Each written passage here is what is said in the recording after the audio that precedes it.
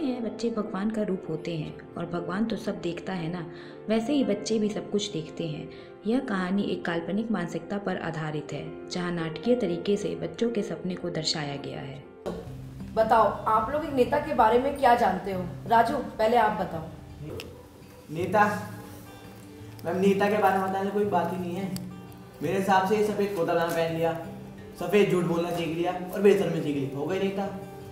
ये परिभाषा किसने बताई आपको? मैम, परिभाषा का कोई बात ही नहीं है, टीवी में ऐसे वीडियो दिखाते हैं, न्यूज़ चैनल पर लोग बता देता हूं। सीमा, जिसकी झूठ बोलने की कोई सीमा ना हो उसे कहते हैं नेता। कुछ भी। डॉली, आप बताइए। मैम, मेरे पापा कहते हैं नेता नेता मतलब जो बिना किसी बात के किसी को भी कहीं भी लड़वा दे, फिर उसका समझौता करवाकर उसका मसीहा बन जाए। अच्छा, समीर आप? मैम, जिसकी शक्ल देख के हम बच्चों को नफरत कर रहे हैं वही तो होता है नेता। बहुत अच्छे समीर। जैसे लोगों की प्रॉब्लम्स का पता हो, उनकी जुबान पर भी हो, लेकिन उनकी आंखों में ना हो। जो हमारा दोस्त हो, हमारे दुख में हमारे सुख में हमारे साथ खड़ा हो, लेकिन तभी तक जब तक हम उसके वोटर्स हैं। नेता नेता मतलब सफेद कपड़ों में गुंडा है, गुंडा जो वादों के सिवा हमें कुछ नहीं देता। मैम, वही है नेता। राहुल, तुम भी तो बोलो कुछ नेता के बारे में। मैंने अपने भैया से पूछा था। अच्छा, क्या बोलते भैया ने? मेरे भैया कहते हैं जिसके हर इलाके में जान पहचान हो, जिसके लोग इज्जत करते वही है नेता। जो खुद 5वीं पास या फेल होकर भी जो इंजीनियर को आदेश दे वही होता है नेता। जो हमारी समस्याओं को उठाकर हम सबका भरोसा जीतकर सरकार के साथ जा बैठे और फिर हमें बुलाकर अपने आलीशान बंगलों गाड़ियों के बारे में सोचे, वही है नेता। फिर उन्हें कोई मतलब नहीं, बस अपना काम बनता, भाड़ में जाए जनता। जो भगवान से जनता पर समस्या आने की दुआ करता रहे ताकि उसकी राजनीति चलती रहे, वही तो है नेता। मैम, मुझे लगता है कि जो हमारी समस्याओं को लेकर जो आगे आता है, जो अपने विकास के साथ साथ जो औरों का भी विकास करता है, जो लोगों की हजारों गालियां खाता है लेकिन हमसे हाथ जोड़कर मुस्कुराकर बात करता है, वही होता है नेता।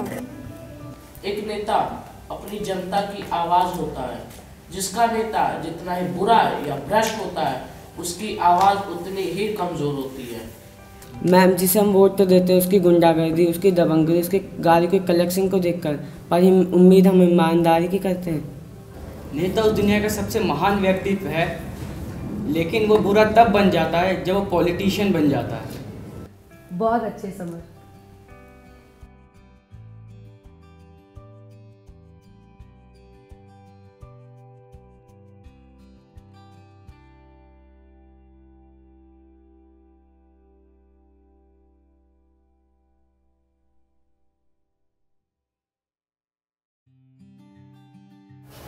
महोदय, हमारा क्षेत्र बाढ़ प्रभावित क्षेत्र है और वहाँ केंद्र में अब तक उतना बजट ग्रांटेड नहीं हो पाया है जितने की वहाँ जरूरत है।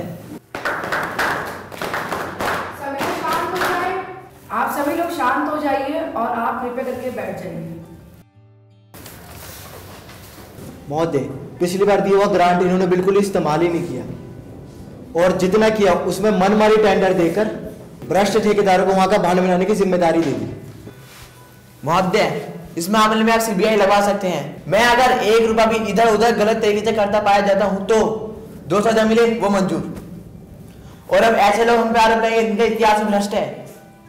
कृपया करके आप लोग बैठ जाएं और एक दूसरे पे आरोप लगाना बंद करिए और कृपया करके शांति बनाए रखिए। महोदय, महिला सुरक्षा को लेकर जो हमने अपने क्षेत्र से योजनाएं तैयार की हैं, आपके सामने मैं सभी विधायकों का समर्थन चाहती हूँ। महोदय, वर्तमान में शिक्षा का स्तर सुधारना बहुत जरूरी है। हमारे अपने भाई नेता लोग वोट की राजनीति कर छात्रों को कोर्ट कचहरी का चक्कर लगवाते हैं, इससे उनकी पढ़ाई पर बुरा प्रभाव पड़ता है।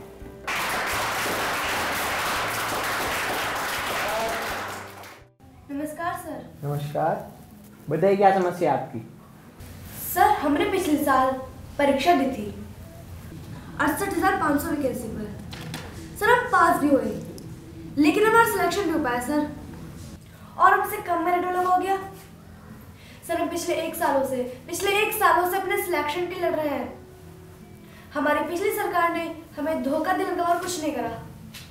आप टेंशन मत लीजिए, तत्काल प्रभाव से राइट एक्शन लिया जाएगा। समीर जी, इनके संबंधित अधिकारी से मिलकर इस पर एक्शन लीजिए और 5 दिन के अंदर हमें रिपोर्ट ला के दीजिए। सर हम आपसे बड़ी उम्मीद लेकर आए थे। आप टेंशन मत लीजिए, हम आपको नाउम्मीद नहीं करेंगे। हम छात्रों को परेशान करके राजनीति करना पसंद नहीं करते हैं। पार्टी के संजय जी से अभी मुलाकात करके आगे गाइडलाइन तय करेंगे, और वो भी बहुत ईमानदारी से। Please trust me. Sameer ji, Ravi ji को बुलाइए। फर्स्ट ऑफ ऑल मुझे पब्लिक प्रॉब्लम को दूर करना है, क्योंकि हम यहाँ उनकी सर्विस के लिए, उनकी बातें रखने के लिए बैठाए गए हैं। आपका लॉ मिनिस्टर कैसे चल रहा है रवि जी? क्या कुछ पहले के नेताओं की तरह चलाना है या कुछ नया तरीका निकाला? पुराने की तरह बिल्कुल नहीं। लॉ के साथ कोई छेड़छाड़ पसंद नहीं है मुझे। अभी भी कुछ कानून है जिन पर हमें डिबेट करने की आवश्यकता है। हमारे बाढ़ प्रभावित क्षेत्र वाले मामले में कुछ प्रगति दिखी आपको? भाई आपने तो कमाल ही कर दिया। इससे पहले इतनी जल्दी बांध बनाया ही नहीं गया। रवि जी, आप ही सोचो, काम तो करना ही है, बजट तो मिल ही रहा है, तो देर क्यों? पब्लिक को परेशानी में क्यों डाला जाए? मेरे क्षेत्र में कल एक महिला से 2 लड़कों ने रेप कर दिया। मैं उस समय सो रही थी, मेरे पास फोन आया तकरीबन 2 बजे। उसी वक्त जाकर पहले मैंने महिला को हॉस्पिटल में भर्ती कराया, उसके बाद अपराधियों को पुलिस के हवाले भी किया। यही तो है नेता का मतलब, वरना नेता का नाम सुनते ही स्टूडेंट के दिमाग में एक बेईमानी आदमी की इमेज उभर के आती है। यही तो बदलना है।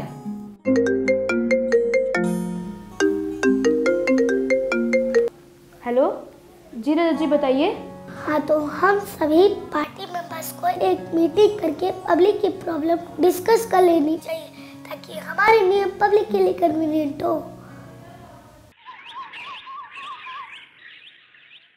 नमस्कार, अब यहाँ हम सभी नेताओं का स्वागत करते हैं।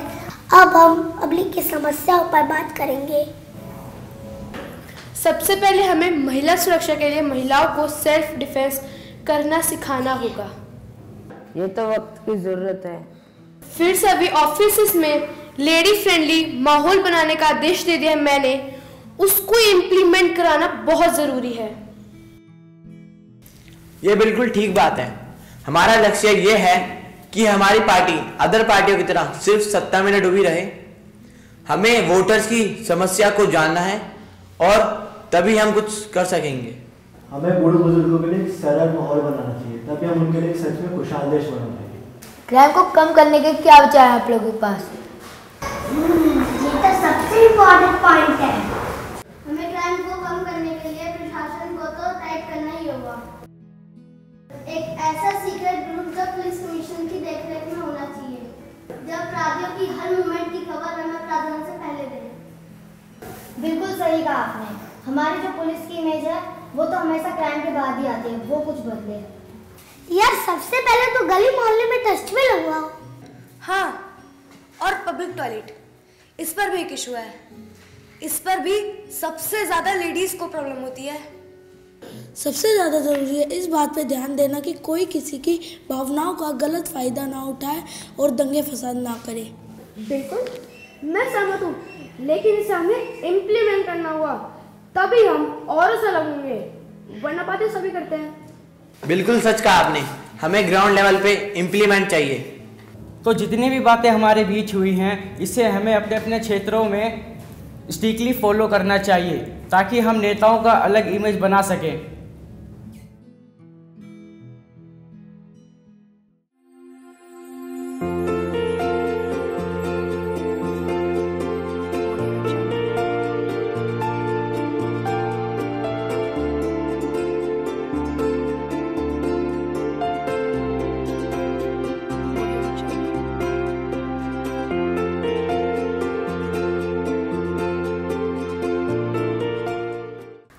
अच्छा, तो आप सब अगर नेता होते तो ऐसे काम करते? यार पंकज, एक बात बता, अगर तुम इस देश के नेता होते तो तुम क्या करती? मैं दिन में सपने नहीं देखता जैसे कि तुम देखते हो। अरे यार, बस सोचना तो है। हाँ, और क्या? बोलो ना पंकज, तुम क्या करते? दरअसल इसके बस की कुछ है ही नहीं। देखो निकिता, ऐसे किसको डिमोटिवेट नहीं करते।